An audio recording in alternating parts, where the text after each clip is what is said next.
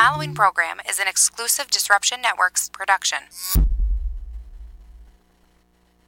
Disruption Network and First Source Federal Credit Union have teamed up to help support the Central New York Veterans Outreach Center, Sunday, April 28th from noon till 4 p.m. Located at the Veterans Outreach Center, 726 Washington Street in Utica. There will be food, live entertainment, raffles, live podcasting from the D, and an appearance by Audie from the Utica Commons. We are looking for donations of clothes, non-perishable food items, furniture, toiletries, hygiene products, or a minimal cash donation of $5 at the door day of event. All ages are welcome. For more information on donation, drop-off locations, and entertainment lineup, please check out DisruptionNetwork.net. Disrupting Hunger, Sunday, April 28th, brought to you by First Source Federal Credit Union.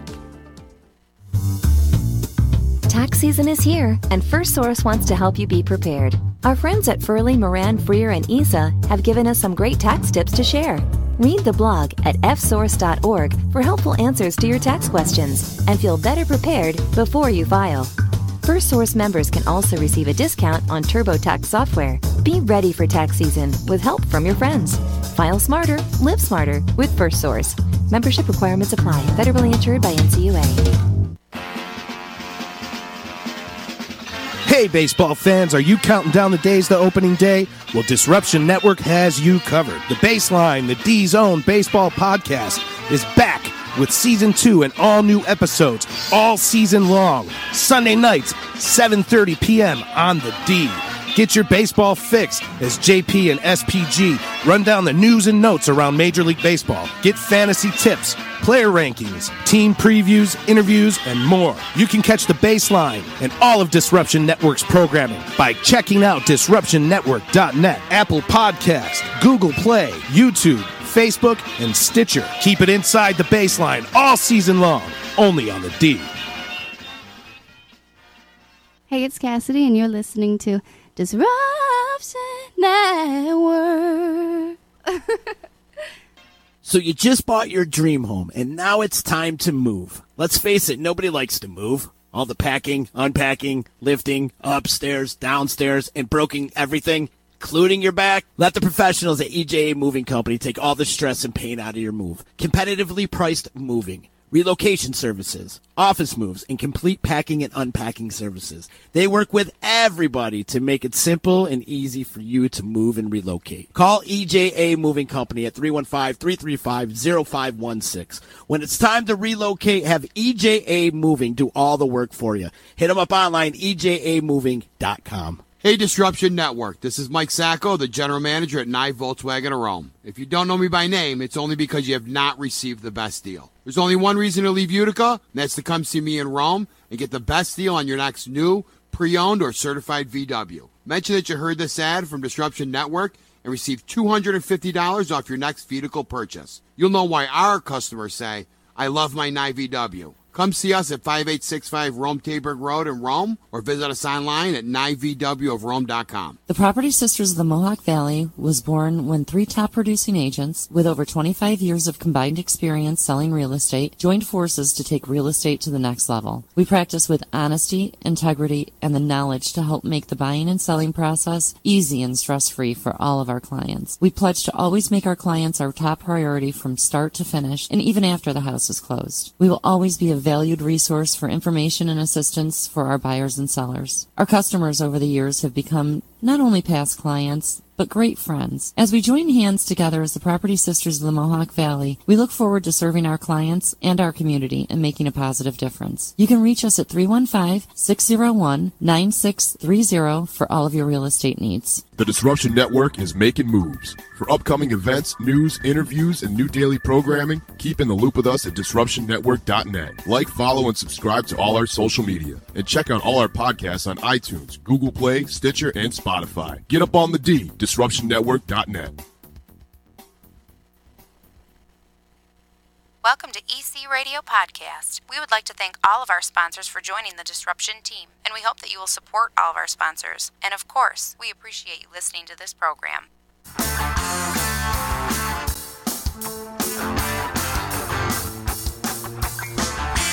Radio, Disruption Networks. EC Radio, Disruption Networks. What's good, everybody? An early edition of EC Radio. We are live on the D. Just finding out today's Wednesday. So welcome to your Wednesday. Wacky Wednesday continues here on Disruption Network. Hope you're enjoying your Wednesday. It is Meezy. How you doing? Greetings and salutations. We are live, all Disruption Network social media platforms, and you can follow along on Facebook and Instagram and Twitch and Twitter and pretty much anywhere you listen to podcasts and stream videos. Before we get into anything, got to give love and respect out to my sponsors. Wake the hell up, Utica Coffee.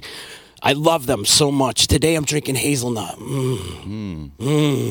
So good. Thank you so much to our good friends over there at Utica Coffee. WakeTheHellUp.com for more information. Also, big love out to our friends over at Nye Volkswagen in Rome, EJA Moving Surface, and First Source Federal Credit Union. So, welcome to the show, Don Shipman. How's it going? Buddy, great to see you. First of all, we've been trying to do this for a while. A long while. It has been a long while. We're going back and forth for a while, yeah. You know, I thought it would have been a good idea if we did this late night and have a couple vodkas together. Yeah. But that might have got a little dangerous. Post 11 o'clock, right? Yeah. After the news. Is that your thing to do after the news? Maybe go out and tip a couple? It depends. You know, you don't want to do it on a Wednesday night, but a Thursday night seems appropriate in Utica with Saranac Thursdays. Right. Right, exactly. Well, the big news this week, or it was a couple weeks, you made the news that you were departing from WKTV. Yeah. And you're leaving in a couple weeks, correct? Yeah, so my last day at WKTV is the 17th, so that's next Wednesday, a week from today. And then I start my new job on the 22nd. But made the announcement a few weeks ago and publicly. I think it's probably the worst kept secret because we've been talking about it on social media, on our personal pages and stuff like that for a while now because my husband got a job in Boston and that was last fall. So it's been almost 5 months. Wow. Of kind of going back and forth. We have a place there and we have obviously our place here. So yeah, we've been going back and forth. What job did he land in Boston? He works at Vistaprint and does public relations. So he heads up public relations for North America for Vistaprint. And it's an incredible job. I've been saying this to a lot of people. He has a job, what do you call it? A degree in public relations, but he's always had a job in marketing. So this was his opportunity to get a job that's actually focused on just public relations. So it worked out. Right on. And then I needed to find a job. So it was Operation Find Don a Job. And how long? So it took you 5 months to find a job? It's a process. Well, one, I have a contract with WKTV, so I wanted to make sure I fulfilled that. And they are releasing me from my contract a little bit early, which is really nice. I think just about 3 or 4 months early. So that was nice of them. And I went to them very early on in the whole, when Adam got his job, went to WKTV and said, I know I'm not going to resign.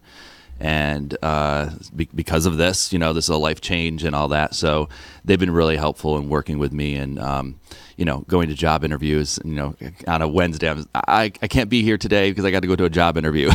So they've been really, really, really helpful throughout the whole process. Did you have to put together a demo reel and all that? Oh, it's all out there. Yeah, it is intense. And then, you put together that reel and then you scrutinize everything, every little thing you do.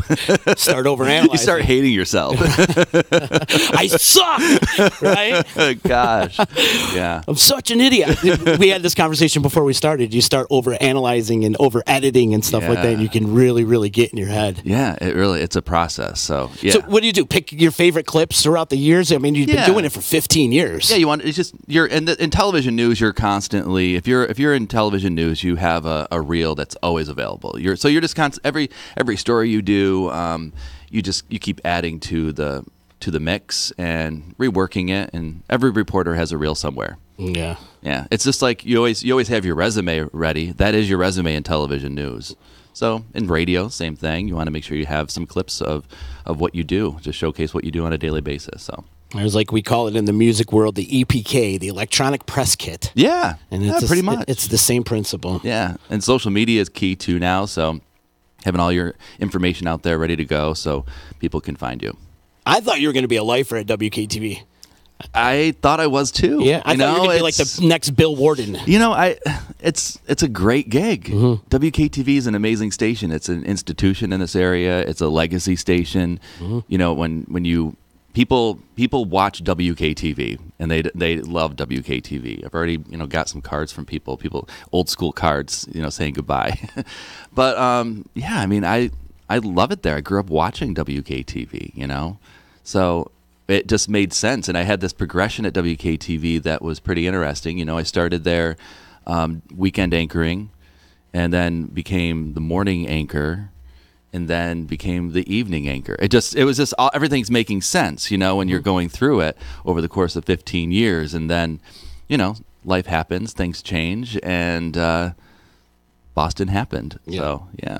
Springfield is a smaller market? It is. It's a little bit bigger than Utica. I think Utica is market 168. So if you're figuring out what markets are, New York is market 1, LA is market 2. Right. It's based on population.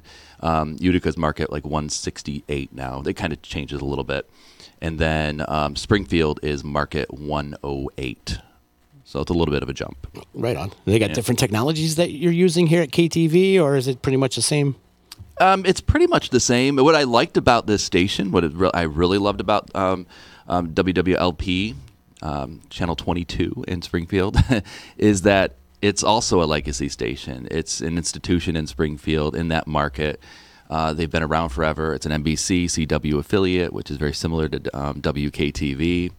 And I'll be doing very similar. My position is very similar to what I'm doing here in Utica. So I like that. Excellent. Yeah. Now let's back up a little bit and talk about, you said you watched WKTV growing up. Did you always want to be a news anchor? What did you want to be when you were growing up? I was always fascinated by the news, and I was a TV kid. I mean, I was in front of the television all the time, and a lot of my friends joke with me about this because I remember life events as like from childhood based on what was going on in whatever sitcom at the time. I watched The Cosby Show growing up, and I made my whole family answer the phone Shipman residents because they said Huxtable residents when they answered the phone. So I just watched every sitcom there was. And so I lived for television. I loved that aspect of it. And obviously the news is mixed in there too because it comes on in between all these sitcoms probably. I don't know. But yeah, I grew up in this area. I grew up in West Winfield, and the news was on all the time too. My parents watched the news, and it was generally WKTV. Where we lived in West Winfield, we also got all the Syracuse stations, so we watched Channel 9 out there and Channel 3. WSTM. I was a member of the WSTM club. Were you? Yeah. There was like this kid show type thing that they had, and you got a little card and everything in the mail. It was great. Yeah, and then WTVH5. Yeah, which is now you guys now it's part now WTVH is a part of CNY Central, which is a part of WSTM, and now WKTV is the CBS affiliate for Utica. So yeah, it's all tied. And it's all gets tied in. Yeah. But what did you want to be when you grew up? When I grew up, I was more. So I grew up. My favorite toy was Legos. I was building things all the time. So I wanted to go into architecture. I have like books where I'm like designing houses, floor plans, and building houses. And then I realized that you really need to know math in order to do all that. And I was like, that's not going to work out for me. But I was really into design, really into architecture, landscape design. I thought that was what I was going to go into. I got accepted into some colleges for that type of stuff. And at the last minute, decided that I didn't want to go away to college is what it was, and needed to go to college. So I went to Herkimer College, and they had the radio TV program, and it was just something I was interested in. And the curriculum was open, had some openings, and I signed up. And they had a radio station there, and that's where I focused all my attention on at Herkimer was radio. Radio? Yeah. Did you have a show like in the afternoons? So I did music. I think I did have a show. The show wasn't anything special. No. But I became the news director at the radio station. Yeah. So that became my focus, and I liked radio. I liked the fact that I had control over like my own destiny there. Uh-huh. I knew that with we had a TV station at Herkimer College at the time too, and I knew that when you do anything with the television station, you had to depend on other students to help you put that show together. And, college students, we're not that dependable. So I wasn't, I focused most of my attention on radio just because I could control my destiny. Did you ever work in radio other than the college? No. No? Then right after HCCC, did you go right to WKTV? I went to WUTR. I worked there, yeah. So while I was in college, I got an internship. I did a stint at Utica College. And while I was at Utica College, I got the internship at WUTR. I was interning in the morning. I would get there at 3 o'clock in the morning. Ooh.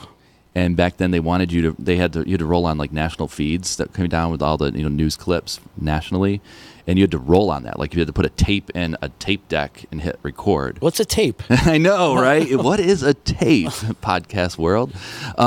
So, yeah, and I had to hit record, and I had to be there by 3 a.m. And that was so they could use that for their morning show. And then I helped produce the morning show. Then I eventually got a job that they actually paid me to be there. And that was part-time, and then that turned into full-time where I was producing the overnight, meaning producing the morning show for the next day. You get there at 11 o'clock at night, and you're there until 7 o'clock in the morning. And I did that for, I want to say almost 3 years. And part of that was done in Utica at WTR, and then at the time they were owned by, I believe it was Clear Channel, and they combined a bunch of stations in upstate New York, so Binghamton, Utica, Watertown, and they created a regional morning show, and they moved me to Binghamton, and the morning show is based out of Binghamton. So I lived in Binghamton for a couple of years, and worked there. The show still aired here in Utica, too, and then that show didn't work because it was regional and wasn't local news. You try things out, I guess. Yeah, right. And I ended up, I needed a new job, obviously, because that wasn't working out. And I applied for WKTV and got in at WKTV. And I started at WKTV, actually, as a 5 o'clock producer. And I did that for a short time. I want to say maybe 4 or 5 months before they moved me to an on-air position. Someone had left the station, the weekend anchor at the time left the station, and they moved me to weekends. And I did that, I think, for a year, and then the rest is morning show history and nighttime history.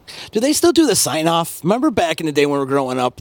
The music? The TV station would close out for the evening, and it would be like 2 a.m., and they'd play like the Star Spangled Banner, and the flag would wave, and then they would just close it right out. Do they still do that? They don't. I don't believe they do, but if I remember correctly, I think they did that when I first started at KTV. Did they? I think they were still signing off, but I don't. Now I think they have a person on that works the overnight too at WKTV. I think they're there all night long, and there are portions that are automated, I think, too. I'm not sure how it all works. Like infomercials or whatever. Yeah. I mean, everything is filled. Yeah, everything's filled now. Wow, amazing. What a career, though, huh? It's a fun job. I mean, the reason I like TV news, and I didn't realize this going into it, but I think I have like the attention span of a golden retriever. So, you and me both, bro. Me and you. So this keeps me interested, and I am doing the same thing every day. I go in and I anchor the 5 and 6 and the 10 and 11, but there are different stories that you're covering every day. You're doing something new every day. You're meeting new people every day. So yeah, it's something new. Yeah. You learn something. I always say in journalism we know a little bit about everything. At least we try to. Yeah. If you're not learning every day, then might as well try something else. Yeah, right? yeah. It's important to learn. It gets boring. It makes you grow as a person. Mm-hmm. Is there a life-changing moment that got you into being an anchor, going into it? Life-changing moment. Oh my gosh, I don't know. I mean, I feel like when I was, I'm 41. And I feel like when I was in my 20s, I was just moving along. Everything was just happening, and you didn't think things through. You just did. You do. Someone tells you to, you're going to do this job, and you just say, okay, I'm going to do it, and because you love what you're doing, and if they want you to anchor the weekends, you anchor the weekends. You just keep moving through and doing your thing. Climb that ladder. Yeah, and you know what? At the time, I didn't even think of it as climbing the ladder. I was just happy to be involved somehow. And I don't know. I think that's kind of the key. I think sometimes we get caught up in especially I notice it when a lot of our younger reporters, they get caught up in, well, I'm supposed to be here right now. When I was supposed to be at this level of my career at this point in my life. Just go with it. Have fun. Right. If you're enjoying what you're doing, just have fun. So do you feel like the younger reporters are too quick to grow up? I don't know if they're too quick to grow up, but I think they have a plan, which a plan is always good, but you need to be okay with kind of deviating from the plan and don't get hung up on it. Have fun with what you're doing. It just, and I think for me, I don't know, it wasn't something I planned. I didn't consciously say, hey, Don, have fun. Was just going with the flow. And that's one of the things I always say, that just go with the flow.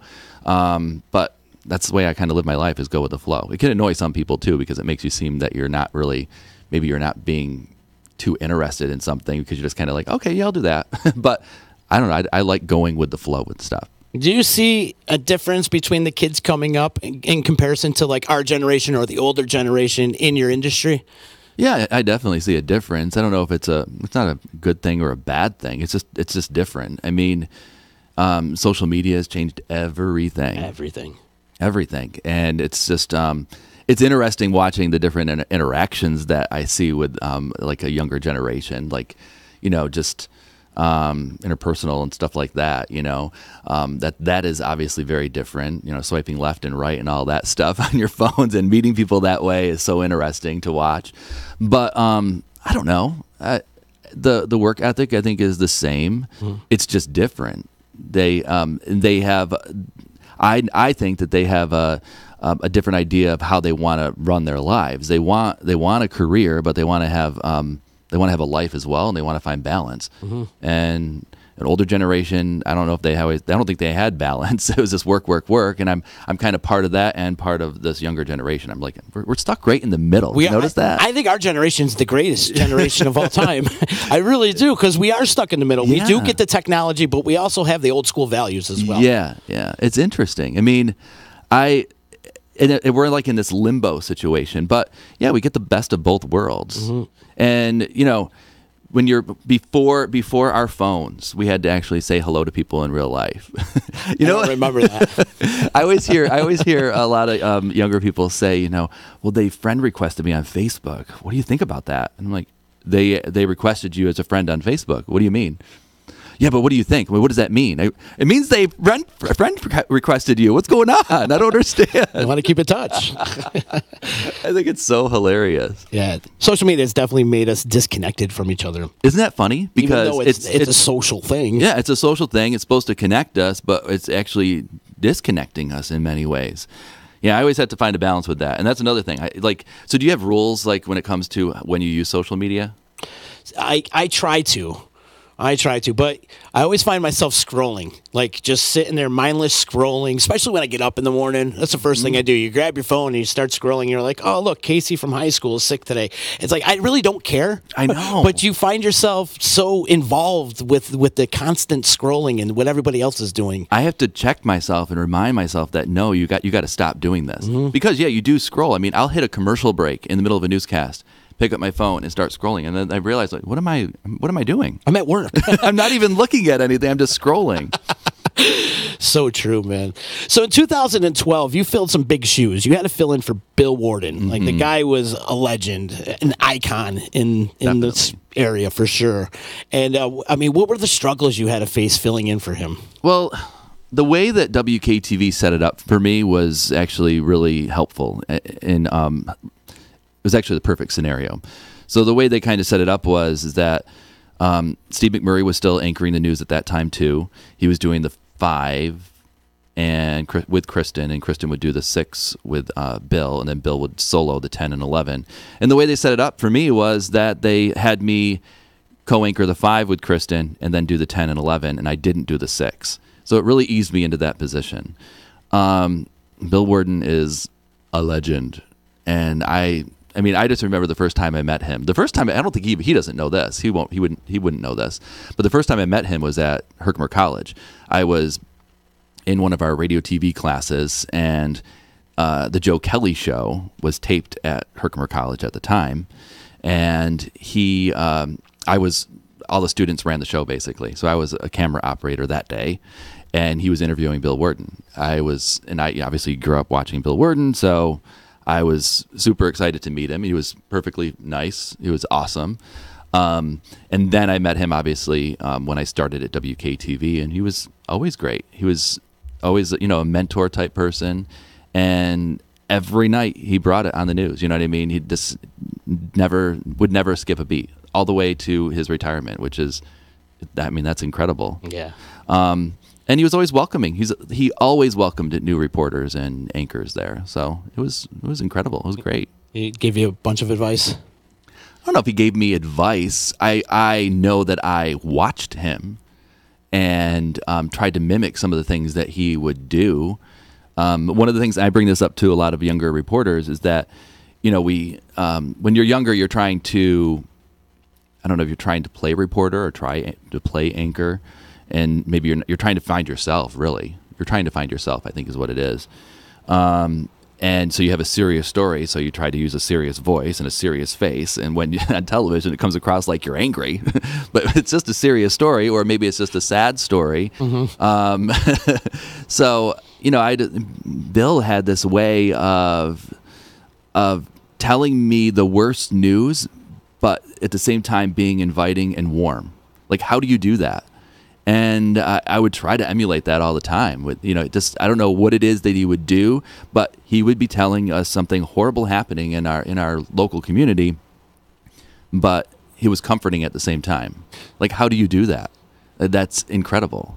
So I would try every day to do something like to actually accomplish that. And what I found is that you just got to be real. You just got to be who you are. You got to stop trying to play a news anchor and just do your job. And be who you are as a news anchor, and the rest will kind of fall into place. Use your own personality type. Yeah. And I have a very different style than Bill Worden, and I've been doing it here for 15 years, and it seems to be working. So people are accepting of it, right? So I must have been doing something correct.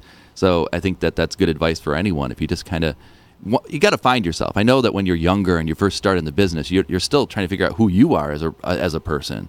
So and then you're trying to be a news reporter or an anchor. So, but once you find yourself, I think you're good to go. I know the first time I met Bill Worden, I had to go up to promote an event, and the door, I'm sitting in the waiting room, the little kitchen area they have over there. I'm sitting there waiting, and all of a sudden the door opens, and it's Bill Worden, and he's like, "Mr. Donaldson, we will see you now." And I'm looking at him, and it was almost like that scene out of Fast Times at Ridgemont High where Charles Jefferson comes in, and they're like, "Whoa, I thought they only fly him in for games." And like the whole reality, like, wow, you really are real. Yeah. They don't just prop you up, and you read the news. You're a real human being. And walking into that newsroom, like, that's his desk right there. Do you still keep in touch with him? We do, yeah. He'll text or call. Mm-hmm. The last time he called, he and his wife were driving down the new 5812 arterial, and they just put that in, and we were just chatting about that. I can't remember why they called about something, a news story they wanted to tell me about, I think, but yeah, they're great. They're really awesome. Good folks over there. That's for sure. We got a lot of people checking in right now. Karen saying awesome work as always, and then best of luck in Boston. Thank you. Ray saying she's so sad to see you go. A lot of people are sad to see you go. I'm sad to go. And this has been my line. I'm equal parts sad and equal parts happy, excited. Mm-hmm. This is we made this our community. I mean, this is a great community. And like I said, I grew up outside of Utica. One thing I'll tell you, I grew up in West Winfield. Shout out to Mount Markham. Yeah. I'm a Mount Markham guy too. But I always joke that I'm never really a Utican. If you didn't grow up in Utica, you are not a Utican. I've always been reminded that. But no, I've been really accepted in this community, and I love this city. And when I mentioned that I've been working in this business almost 20 years, but at KTV for about 15. So when I was away for a while, for maybe 2 to 3 years, and came back to Utica, and in the past 15 years, there's been nothing but upward momentum, it seems, in growth. So to be able to witness that and watch that, I've told this story before, but just driving from when we had a house in South Utica, and I'd always take Genesee Street to work, so you just take it north. And just over the course of the last 10 years, watching, more people walking in downtown Utica. You know, it's just downtown is such a different city than it was 10 years ago, 15 years ago. I mean, the 90s. I mean, it's a complete difference. So it's just incredible to watch the changes in Utica. And I know, and then I'm even sad. I was telling Steve, my boss, you know, I know of different projects that are in the mix right now, and I'm sad that I'm not going to be able to watch it all happen. But what I am excited about is that, you know, I'll come back in 2 months and there's going to be, oh, here's a new building, you know, right. Or here's a building that's been rehabbed and people are living in it and there's businesses in it, you know. So I'm excited about that. Well, I saw the other day people complaining about traffic. I'm like, traffic is backed up because there's progress going on. These cranes in the area and there's construction going on. That's progress. Things are happening. So accept the traffic. What would you do if you lived in Boston and had to sit in traffic for 2.5 hours just to go 15 minutes away? You know, Yeah. It's ridiculous. So accept the traffic, please, people. Yeah, I agree. It's growth. The news won't be the same without you. You're a class act and you deserve it. So you got a lot of fans out there. Yeah. Billy Burns is saying all the best of luck to you in your new venture, and yeah. So a lot of people have your support, but you are coming back every now and then, right? Would you come back for the holidays or? We'll be back all the time. I keep telling my mother-in-law that, you know, we're only, you know, less than 4 hours away, and it's a car ride. And I remind her that her other son actually lives in Denver. So there you go. But yeah, no, it's, you know, it's only 4 hours, and you know, his Adam's family has a place in the Adirondacks. We'll be there on weekends. We'll be there Memorial Day and stuff like that. So Nice. yeah. Don, if you could go back 15 years from now, hop in that DeLorean and give yourself some advice, what would it be? Be yourself. Be yourself. Yeah. Just be who you are and be transparent. Put it out there, and don't worry about what other people think. Mm-hmm. Yeah. And then, you know, this type of business, you're putting yourself out there, and people are welcoming you. So here's the thing. People are welcoming you into their home. And if they're welcoming you into their home, most likely they like you in some way, right? So oftentimes they start to think of you like family members, and then they're okay with, you know, critiquing you because, you know, you can critique your brother or your sister or stuff like that. So, you know, you got to be able to take that type of stuff, criticism, critiques, and stuff. Do you get that a lot when you're in public? You know what you need to do? Yeah. Do you get that phrase? Yes. Are you sick of that phrase? Or you know what you should do? Yeah, we get that all the time. It's part of the job. But I try to, and this is what I remind younger reporters, is that, you know, they're welcoming you into their home, and that's a good thing. And they obviously feel that they're connected to you in a way that they think it's okay to actually say that to you. So that's the good aspect of it. And then you just got to learn to, you know, take it and be cordial. And sometimes you're going to learn something, because I've been told many different things that I didn't realize I was doing on the air. One time I would use the phrase "whatnot." You start using that phrase a lot. You don't even realize that you use these catchphrases. I'm so glad you're saying this right now. Go ahead. But it's true. You start saying that, and then someone points it out to you, and you're like, boy, I do say that. So then you kind of scale back on the whatnot. Mm-hmm.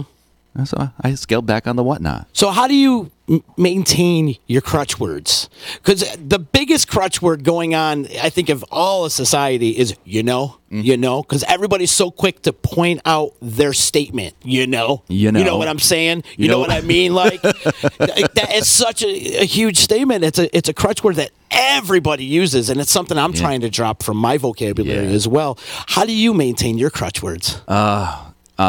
Well, we're reminded about them. I mean, that's the thing. So you have to be reminded. And, you know, every TV station has this, but they have, you know, a consultant will come in and they break it down into different types of coaches. You'll have a content coach, image, and then talent. And the talent coach is the one that will sit there and with you watch a newscast and tell you to stop doing that or do more of that. And yeah. That's the thing. They'll say, you know, you're saying yeah so before a sentence. Why are you saying yeah so? Why is that necessary? Or why are you saying and whatnot? Why are you saying meanwhile? You know, little things like that. Mm-hmm. And you end up saying them all the time, or using the word now before a sentence. Stop doing that. You know, that's the big one. You know what I'm saying? Everybody's so quick to get their point across by saying, you know. Yeah, and I hear on radio all the time. I always hear people say the person will ask a question and the other person will say, well, yeah, so, and then they go into their answer. Mm-hmm. What is the yes so for? It's a warm up. It is. And it's fine every now and then. I mean, that's obviously we're people. We talk. We all have our crutches. We all have our crutches. Mm-hmm. Yeah, we got to get over it, but we can fix a little bit of it. Yeah. So you have these air checks regular? What do you mean, like people that come in? They come in. They come in like a monthly thing or weekly? I think it's like maybe every 5 months or something like that. Even after 15 years of you doing the thing, you still yeah. Oh wow. Yeah, they do. They meet with you. Go over everything. Mm-hmm. Yeah. And did you walk out of there every time going, I suck, hating yourself? In the beginning, self-loathing. In the beginning, I would the week leading up to knowing when they're in town, I'd have like butterflies because I know they're going to rip you apart. Mm-hmm. But you got to learn to just take it and realize that you can't fix it all. Work on little things. Mm-hmm. So this week I'll work on this. Next week I'll work on this, and I make a list. Yeah. I do got to ask you because you were are you the very first open gate newscaster in the area? In the area? I think so. I think so too. Yeah. And that's why you're an icon in my eyes. I mean, you're a pioneer. No, for real. Did you get a lot of backlash? I got some. Did you get a lot of negativity? I got some, but the positive comments were totally outweighed the negative. Yeah, awesome. Because you know how this area can be. I mean, we love our area, but it also has that underlining of negativity sometimes. I think that's an upstate New York thing that everything has a negative tinge. Like I always joke when I mentioned that we were moving, people will say, "Good for you." Good for you. And it's another there's a tone that's in your voice though that says, I'm not happy for you though. But that's how we are, in upstate New York. We have like this we're warm, but we can be negative too sometimes. But I think maybe that's just the cold weather and the overcast. I don't know. Yeah. The lack of sun. It's endearing. I don't know. I like it. So yeah, I don't know. I had some negative comments, and I knew that was going to happen. Depends. Mm-hmm. It depends. I responded to some of them. I had this one guy that emailed me. It was probably about a year into getting married, after I was married, and was upset that I was showing off my man ring. So what is my man ring? My man ring is my wedding band. And he just used code throughout the entire email. He was a homophobe, and I called him out on it, and then he responded by saying, "Oh, I knew you would say that." Well, yeah, you did because you're a homophobe. Bottom line. And and I left it at that. I wasn't going to engage any further, but I mean, he was upset because he felt that I was showing off my man ring when I delivered the news. One, I rarely talk with my hands. The consultants don't like that. Well, you're not Italian either. I'm not Italian either, yeah. But so that was just ridiculous. He just didn't like me. And that's another thing too. I got to remind myself that sometimes when people email, it's or comment, it's because they just don't like me. And they don't have to like me. Right. It's everyone has people that they don't like. They don't have to be friends with them. So you don't like me. I can take criticism, but I can't help you if you don't like me. Does that bother you in the beginning? In the beginning, yeah. Yeah. Because oftentimes it's the emails that you get are the negative ones. The people that that are nice and like you, they're not quick to send a nice note. Why do that? But when we got married, it was very positive, very positive. Excellent. Yeah, and I was surprised. I think. I don't know why I was surprised. I mean, I do know why I was surprised. I mean, you're an out gay anchor on television news in upstate New York. It is a big deal. I understood that. But they had elderly people come up to me, young people come up to me, coming up to Adam, and nothing but great response.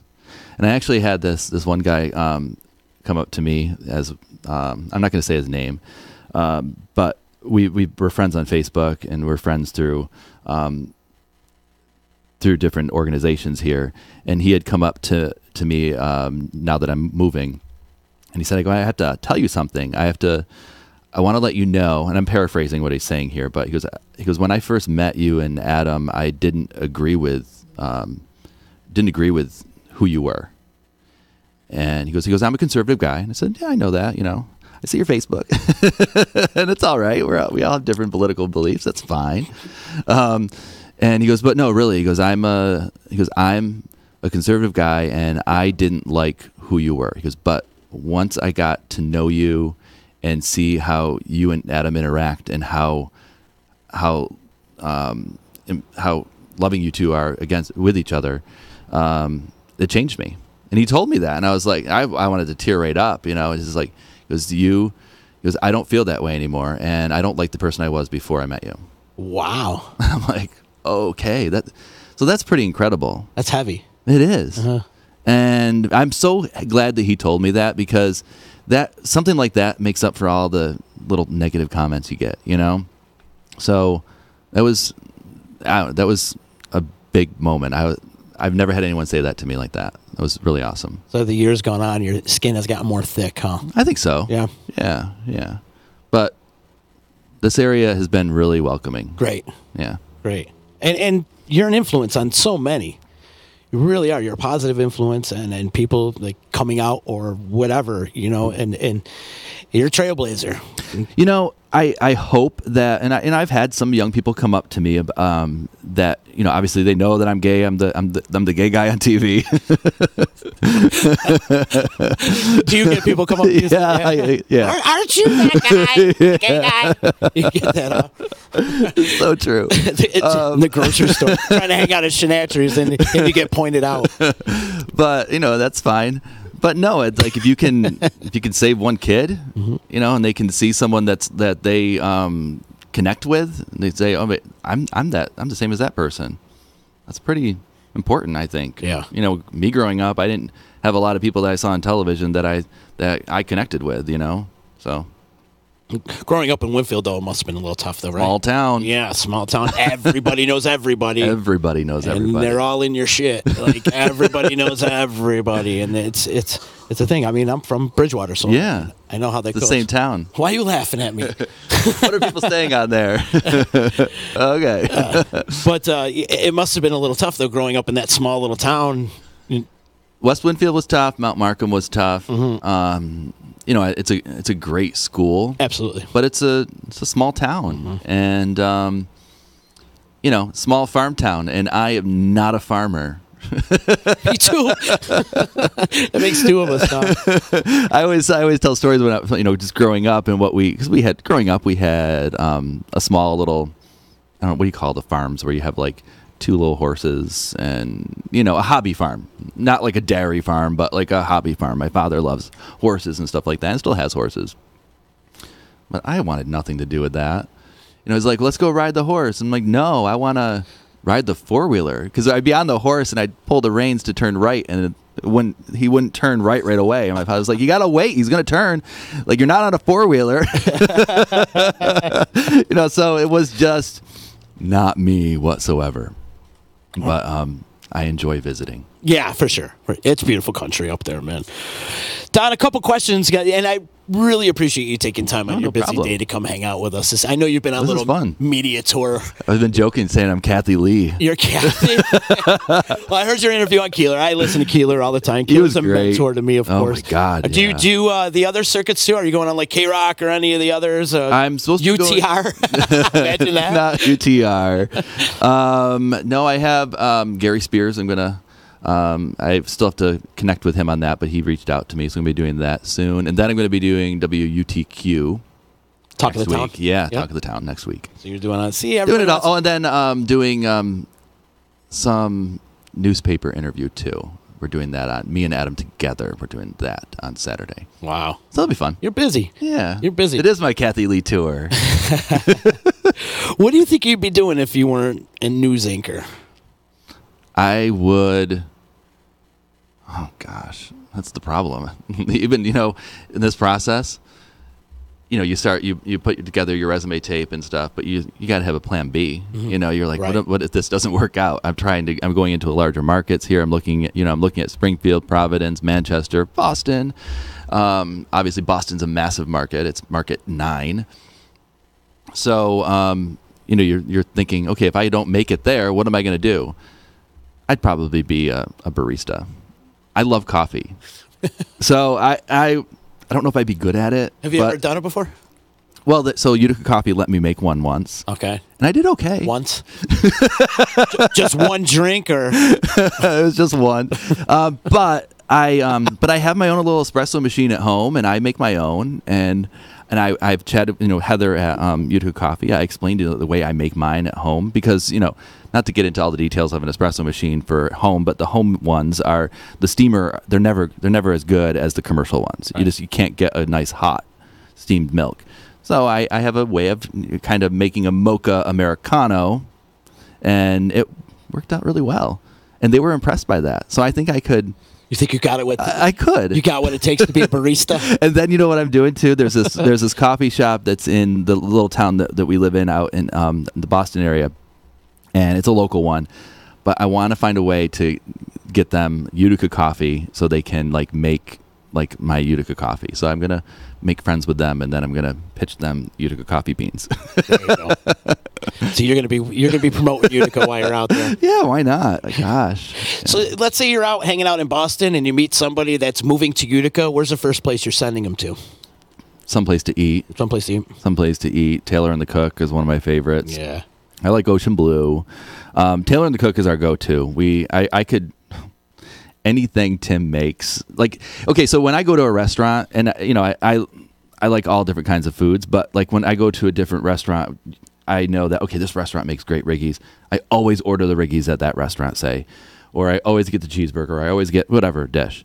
And I have each restaurant has a dish that I like.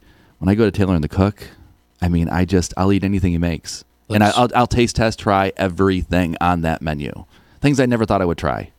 He's incredible. He is incredible. And that's the good thing about Tim, too. He'll come out and, here, just try this or sample this. And he's the king of that. Yeah, he's great. So that's our go-to.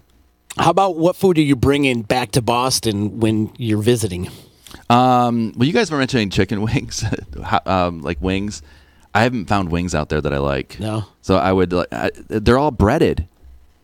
Even with wing sauce, they're breaded. How about pizza? Is there pizza in Boston? Yeah. I haven't found that either yet. Yeah.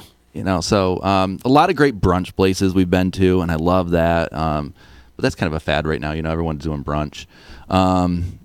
But as far as the kind of Utica staples stuff, I haven't found a great pizza yet or great wing and stuff like that. Obviously, no chicken Riggies. I haven't found that, but found some. It was one little place called Russo's. It's like a supermarket / vegetable place, but they sell subs and stuff. Great subs. I love subs. Mm-hmm. Yeah. Right on, bro. What are you binge watching these days? You binge watching anything? Hannah right now. Hannah? What's it's on Hannah? Prime. I don't really understand the show yet, but I'm on episode 5. It's one of those. It takes you all season to figure it out. I've been watching that, and I've been watching Orville. Do you watch that? No. That's really, really good. That's on, I don't even know what station it's on, but I'm watching it on Hulu. And what else am I watching? I like a lot of sci-fi stuff. I downloaded I subscribed to the new CBS app so I could have the new Star Trek. I love all that stuff. Love it. Star Wars too? Star Wars is okay. It's obviously very different, and I'll watch it, but I've always been a Star Trek fan. Okay. So you're not a Star Wars nerd? No. Like me? I'm a Star Trek. You're a Star Trek fan. I really am. What's your favorite late night snack? What are you snacking on when you're binge watching Hannah? Rippled potato chips, plain, and then French onion dip. That's your go-to. That's my go-to. It's horrible. You're plain. It's simple. Because you can buy that right at Fast Track Grab your way go. home. You really can. It's so disgusting, but it's so good. Yeah. You don't feel good the next day, but yeah. Right. How about music? What are you listening to these days, music-wise? Music, Mumford & Sons, the new Delta their new album. That's one of my favorites. Noah Reed, like him a lot. He doesn't have anything brand new out right now, but I've been listening to him. I like Mumford and Sons type music. That's my go-to type music. Folky Americana. Yeah. That's my go-to. Have you seen Floodwood? No, Floodwood, local band. No. Features Vinny Amico, the drummer of Mo. It's a side project. And then Nick and Jay. I don't know if you've seen Nick and Jay around at all, but that's their band. And it's kind of on a Mumford and Sons type of level. Type of music. I just like chill music. And you can play it on a Sunday, but you can play it on a Saturday night too, and it doesn't bother me at all. Are you going to be frequenting the music scene when you're in Boston and checking out some things? Or probably will. They got a great music scene in Boston. They do. Everyone's been telling me about that. And I'll try to, for sure. There's always something going on. Ray's saying there's a restaurant called Grill 21 on Back Bay. Back Bay, yeah. That has Utica greens. You should check it out. No, so what is it again? Grill 21. I'm adding it to my list. On Back Bay. Yeah. Everyone that everyone's been sending me different places to eat. So I've been adding that to my list. Do you make like notes? And it's in my phone. Cross them off and stuff I like do. that. Smart. It's a good way to do it. Masucci's saying the Old Main. Have you checked out the Old Main? You ever seen those guys? They're a great band, kind of same vein as Mumford and Son. Local guys, doing some big stuff out there. They're a great band. A couple more questions, and we'll get you out of here. What's your all-time favorite interview? And you can, I'm sure you've done millions of them. You can name a couple off. For me, like the stuff that I've interviewed, the stories I've done, ones you've done. I did make a list actually. Let me look at it. But I know that. But there's a couple stories that I like. So fun stories. We did this thing called Tough Jobs, and it was when I was on the morning show. We literally went around and we did like tough jobs in this area. So one was we were cow manicurists. What is a cow manicurist? This is so fun. So they take the cows have to have their hoofs trimmed, and they rotate in and out. They have to be done all the time. And it's this person's job. That's all they do. They put the cow into this little contraption type thing. They go into it, turns them on their side a little bit, and then they do their hoofs. And so we did that. And it is a horrible, hard job because you got to get the cows into the system, and then they're very dirty. So that was a difficult one. We also cleaned out. We did cleaning out of like old gas tanks, like underneath like a gas station, and they're going to replace the tank, but they got to clean it up and they got to do it properly, environmentally properly, and all that stuff. So you actually have to get inside the tank. Well, one, you have to cut it open, and they let me use the big cutter to cut it open, and then we get inside the tank, and it smells horrible. And you basically use big paper towels essentially to clean up the rest of that old oil, and old oil smells disgusting. So that was a fun one. Did that. We cleaned up after the animals at the Utica Zoo. It was fun. We were everywhere. We went to Mount Markham actually, and we were lunch people. We like did all the food in the back, and then we served it. That was lots of fun. Were you singing the Sloppy Joe song all the time? Sloppy Joe. That would be in my head all the time. We got to wear little hairnets and stuff. It was so much fun. Yeah, that was one of our fun stories that we've done. But then honestly, the stories I like doing are economic stories. This area is, it's growing, and just seeing like all the new development and interviewing the people who are really making it happen in downtown Utica, who have a vision. One of the first stories I did was actually with the guys from Nail Creek and Taylor and the Cook, like their vision about how they saw Utica and what they wanted to do, and how they're going to open up this restaurant right here, down here. Only things here is Utica Coffee and a strip club on the other side. What are you doing? Yeah. And they made it work. Yeah. The same thing for Nail Creek too. I laughed at him because, of course, I was at the electric company those years, and I laughed at him like, "You're going to buy that crack house next door? Are you crazy?" Right? And look at it now. And he's killing. And it's such a great place. It's a great. The food they serve on the weekends there. Oh my gosh, it's amazing. So yeah, I mean, I loved interviewing those types of people who see something in Utica that a lot of us couldn't see at the time.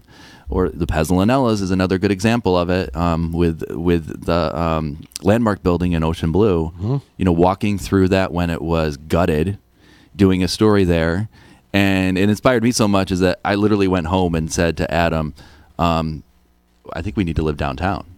And we discussed it, and then we ended up moving downtown about, I want to say, maybe 4 months later, and selling our house and moving downtown. So those are the types of stories I just love doing, because it's inspiring. It shows the hard work that's going into this area. These people who see something in this area, some of them have moved away and then moved back, and they're bringing those ideas that they've gotten in Boston or wherever it happens to be, and bringing it to Utica. Yeah. Building. If you remember 15 years ago when you first started at KTV, it was the bumper sticker, last to leave Utica, shut off the lights. Yeah. And there's not that negativity going on. No, there isn't. Anymore. There really isn't. You'll get an occasional, there's nothing to do here, but those are the people that are sitting home miserable scrolling. Yeah. Stuff, Yes. Yeah, and that's the thing. There's always something to do here. There's so much to do.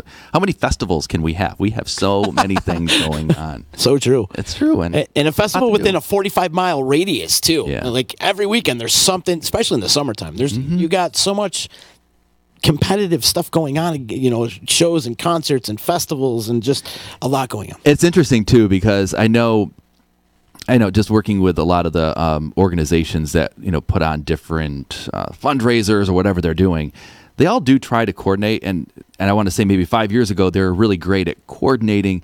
We'll have ours on this weekend, you have yours on this weekend, or it's just trying to coordinate so there's not a lot of competition. We're reaching a point now in Utica, though, where there's so much going on that there is competition. There's no way to get around it. Right. There's going to be event 1 and event 2 and event 3 all happening on a Saturday night in Utica. And 5-10 years ago, that wasn't happening. Right. And I think it's a good thing. There's options for everyone. It's healthy to have competition. Yeah, it's great. What kind of charities do you support? So I sat on the board at the Abraham House in Utica for a number of years. Excellent. That place is incredible. Yes. It's essentially a hospice house type place. It's a place that you can bring a loved one and they can live out their final days. So that could be anyone. And back in the day, the reason I got involved, one, they asked me to be involved, so I said, okay. But 2 is that I knew the history of the house. And back in the day, way back when, it was a house for people who got AIDS. And their families disowned them. There was no place for them to go. And they went there and they lived out their final days. And obviously people, for the most part, don't die from AIDS anymore. There's medications and stuff like that. So that's not necessarily happening. But now it's evolved to a place where people can go free of charge and live out their final days. So you may not, maybe they're coming from a nursing home. Maybe they have a home, but their family needs help.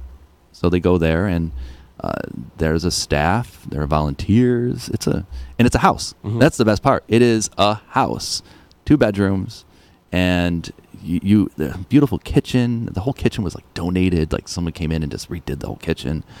It's an incredible place. They do some really cool events too. Meatball Madness. Yeah.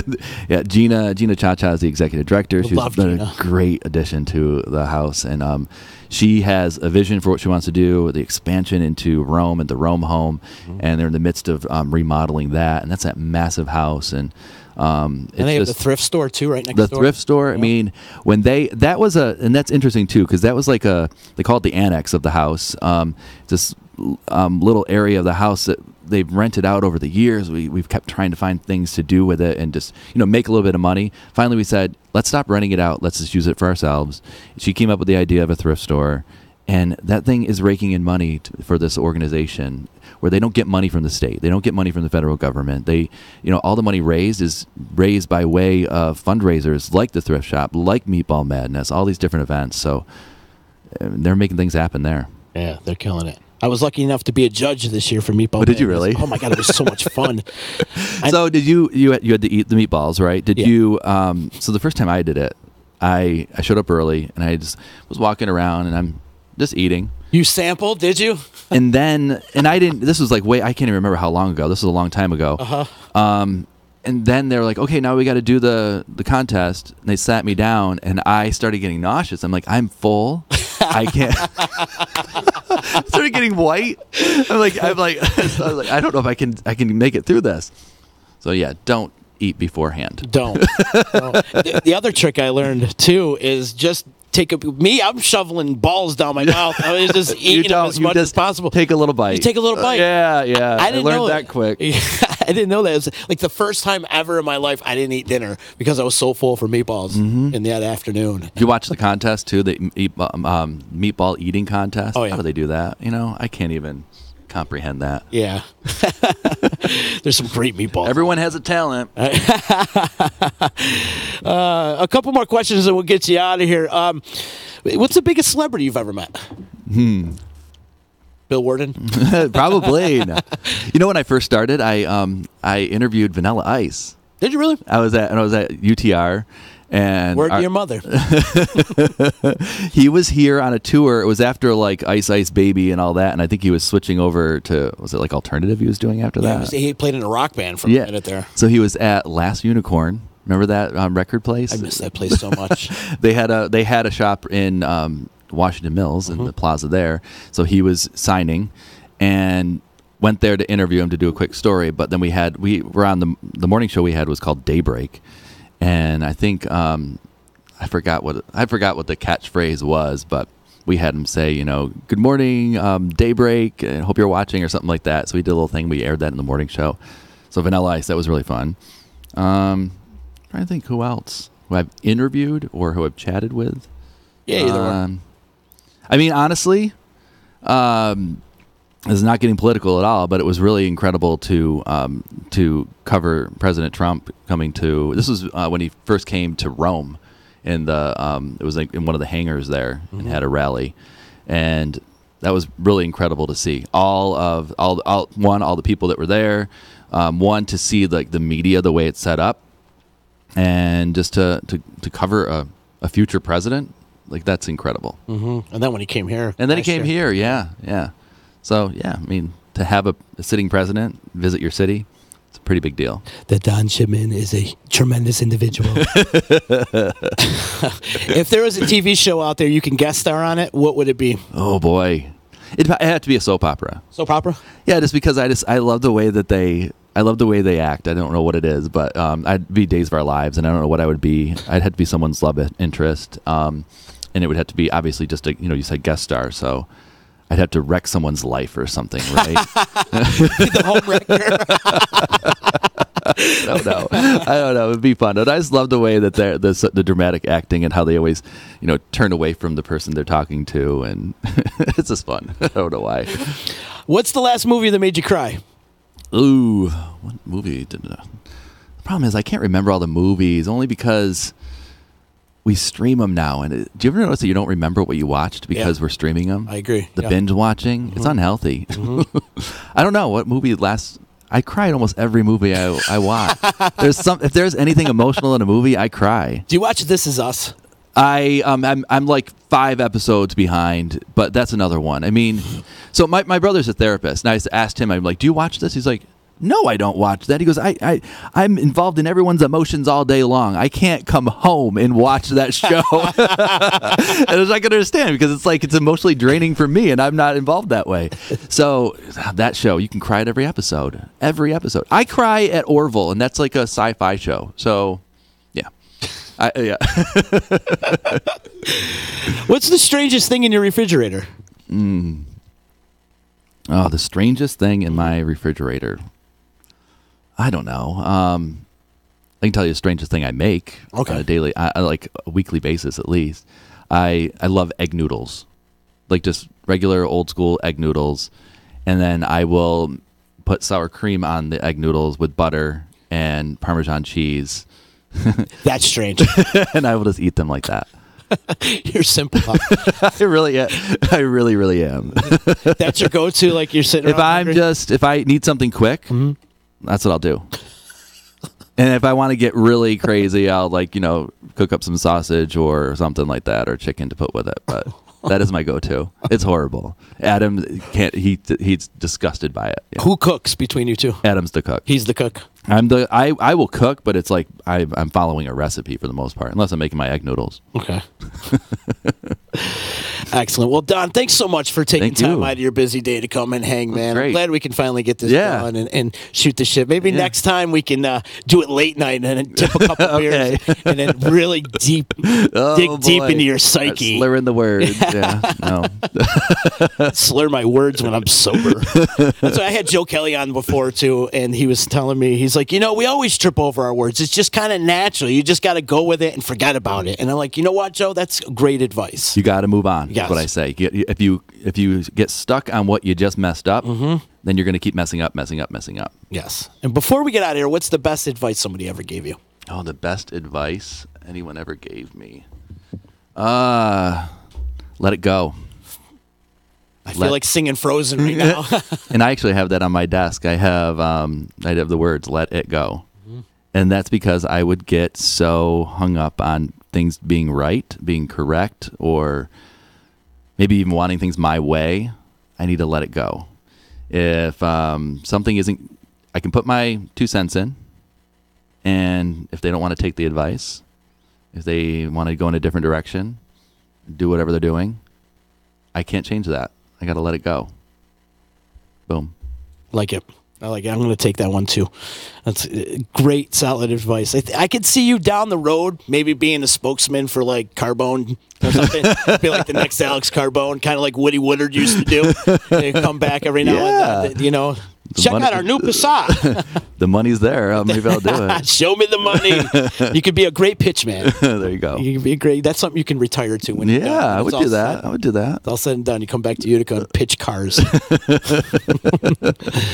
You are the man, and great. Best of luck to you on everything that you're going to do, man. You. Keep in touch, and I know you're running the Boilermaker this year too. Right? I am. Yeah. Good luck with that. Yeah. As soon as I knew that I wasn't going to be covering it, I was like, you know what? I can run it. The whole family's doing it, so it's going to be fun. Have you started training? Yeah. You have. Yeah. I'm up to 3 miles. 3 miles. Over 3. Yeah. Gradual. Yeah. Nice little climb. Yeah. Go the distance. Go in the distance. If everybody could do us a favor too, click the share button and help spread the word of the D. That would be greatly appreciated. And I want to remind everybody they can listen to this podcast and previous podcasts of EC Radio and all the content we have here on the D at DisruptionNetwork.net. Before we get out of here, I do got to mention that we're teaming up with First Source Federal Credit Union, and we're disrupting hunger together. And it's happening Sunday, April 28th at the Veterans Outreach Center, the old YMCA, 726 Washington Street. From noon to 4, we'll be there hanging out. We're going to have music, food, raffles, and appearance by Audie from the Utica Comets. If you're interested in donating, we are looking for clothes, non-perishable food items, some toiletries, hygiene products, furniture, pretty much any basic home necessity. And we have drop-off boxes at all First Source Federal Credit Union branches. So if you are interested in making a donation, you could go to their branches and drop off any of those things that I mentioned. Or you could come to the event and pay like a $5 minimum, or all the proceeds are going to go to the Veterans Outreach Center. Thank you so much to First Source Federal Credit Union, too, for helping us disrupt hunger. Also, much love to our friends over at Nye Volkswagen in Rome. Check out their showroom at 5865 Taberg Road in Rome. And you mentioned the D, $250 off any vehicle purchase. Don, all this traveling you're doing, you should actually think about getting yourself a Jetta. They gave me that Jetta out there. It gets 40 miles to the gallon. Nice. Yeah. It's pretty sweet. Love Volkswagen. Yeah, me too. Me too. I was never really into them. I got the Tiguan. The Tiguan? Yeah. Is that what you're driving now? Yeah. And that's pretty good on gas. I like right? it. Yeah, it's good. And I mean, I like crossovers, right? It's considered a crossover. It's not quite an SUV, but not a car, right? Mm-hmm. So, yeah, it's a good size. Soccer mom. Yeah. Minus the kids. Minus the kids, for sure. But check out their showroom, and you can visit them online at nyvdubofrome.com. And thank you so much for paying attention to the D today, and thank you to Don Shipman. Thank you to my boy Bowie, too, who's been helping us out around the D. He's been killing it for us, man. I love his excitement and his energy, and, we're keeping you around for a while, pal. So he's going to be launching a new gaming show around here really, really soon. So stay tuned for that, and like us on our Facebook page and all that other stuff. So Don Shipman, one more time, thank you so much for coming on. Much love, much respect to you. Good luck with everything you're doing. Thank you. You're going to appreciate kill it, man. This is great. Keep in touch. I will, definitely. We'll see you tomorrow, people. You know what the hell you're listening to? It's EC Radio. Never you mind what I'm making. You should spend some time taking a personal inventory of what you're doing for the betterment of society. EC Radio. Only on the D. Disruption Network and First Source Federal Credit Union have teamed up to help support the Central New York Veterans Outreach Center Sunday, April 28th from noon till 4 p.m. Located at the Veterans Outreach Center, 726 Washington Street in Utica. There will be food, live entertainment, raffles, live podcasting from the D, and an appearance by Audie from the Utica Comets. We are looking for donations of clothes, non-perishable food items, furniture, toiletries, hygiene products, or a minimal cash donation of $5 at the door day of event. All ages are welcome. For more information on donation, drop-off locations, and entertainment lineup, please check out DisruptionNetwork.net. Disrupting Hunger, Sunday, April 28th, brought to you by First Source Federal Credit Union. Tax season is here, and First Source wants to help you be prepared. Our friends at Furley, Moran, Freer, and ESA have given us some great tax tips to share. Read the blog at fsource.org for helpful answers to your tax questions and feel better prepared before you file. First Source members can also receive a discount on TurboTax software. Be ready for tax season with help from your friends. File smarter, live smarter with First Source. Membership requirements apply. Federally insured by NCUA. Hey, baseball fans, are you counting down the days to opening day? Well, Disruption Network has you covered. The Baseline, the D's own baseball podcast, is back with Season 2 and all new episodes all season long. Sunday nights, 7:30 p.m. on the D. Get your baseball fix as JP and SPG run down the news and notes around Major League Baseball. Get fantasy tips, player rankings, team previews, interviews, and more. You can catch the Baseline and all of Disruption Network's programming by checking out DisruptionNetwork.net, Apple Podcast, Google Play, YouTube, Facebook, and Stitcher. Keep it inside the Baseline all season long, only on the D. Hey, it's Cassidy, and you're listening to Disruption Network.